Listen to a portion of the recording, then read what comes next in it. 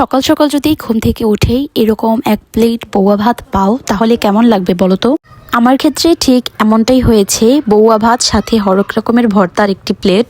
মুন্সিগঞ্জের ঐতিহ্যবাহী খাবারের মধ্যে বৌয়া ভাত হলো অন্যতম। সকালের নাস্তা হিসেবে বিশেষ করে এই বৌয়া ভাতটা রাখা হয় এবং মুন্সিগঞ্জবাসীদের খুব পছন্দের একটি খাবার হলো এই বৌয়া ভাত।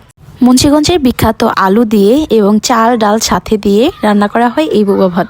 এখানে আগেই বৌয়া ভাতটা রেডি করা হয়েছে, তো একে একে মা কয়েক রকমের ভর্তা বানাচ্ছে। প্রথমে বানিয়ে নিল শুটকি ভর্তা, এবার বানাবে মাছ ভর্তা, মাছ ভেজে তারপরে পেঁয়াজ মরিচ দিয়ে এখানে মাছ ভর্তা বানাচ্ছে। এই যে প্লেটটা দেখতেছো এই প্লেটটা পুরো ভরবে। তো তারপরে বানানো হয়েছিল চ্যাপা শুটকি দিয়ে লাউ পাতার ভর্তা। এটা চ্যাপা শুটকি লাউ পাতায় মুড়িয়ে ভেজে তারপরে শিলপাটায় বেটে বানানো হয়েছিল। এর সাথে আরও ছিল গাছ আলুর ভর্তা। গাছ আলু হচ্ছে ওই যে লতানো গাছগুলোতে যে আলু হয়। তারপরে ছিল গোল আলুর ভর্তা এবং সবশেষে ছিল কালো জিরের ভর্তা। ভর্তা বানানো শেষে আমি পাটা মুছে একটু ভাত খাচ্ছিলাম এবং এইভাবে যারা খায় তারা জানি এটা যে কত মজা। তো এবার আমি খাবো গরম গরম ধোয়া ওঠানো বৌয়া, সাথে ছিল হরেক রকমের ভর্তা। এই বৌয়া ভাত আর ভর্তা দেখে কার কার খেতে ইচ্ছে করতেছে একদম সত্যি করে কমেন্ট করে বলবা।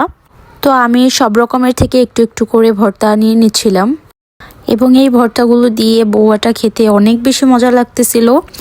আমি ভর্তা এমনিতে পার্সোনালি অত বেশি একটা পছন্দ করি না, বাট ওই দিন কেন জানি না অনেক বেশি ভালো লাগতেছিল আমার কাছে।